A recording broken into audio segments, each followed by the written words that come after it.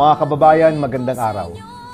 Kasabay ng pagbabago ng liderato sa Senado, hindi na po tayo chairman ng Committee on Basic Education. Sa loob ng 10 buwan, ginawa po natin ang ating mandato, tinupad ang mga pangako at nagtrabaho para po sa inyo. Sinulit po natin ang bawat araw na binigay nyo sa amin upang maipasa ang mga kailangang reformang tutugon sa ating education crisis. Nabuo ang 10-year National Education Plan kasama ang EDCOM 2 na kung susundan at pupondohan lang ay makapagliligtas sa education crisis ng ating bansa. Naipasa ang pinakamalaking education budget sa kasaysayan ng Pilipinas at 1.34 trillion pesos.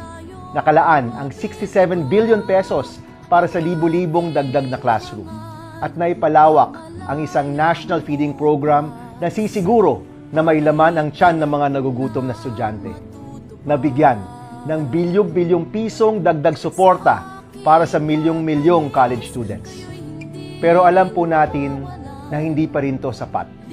Simula pa lang sana ito at marami pang kailangang gawin. Yung mga reforma sa K-12, ang School to Employment Program at ang School Safety Act laban sa bullying at marami pang iba. Pinakita po natin na kapag sineseryoso, may sense of urgency at kapag sinasantabi ang away politika, mabibigyan ng solusyon ang krisis sa edukasyon.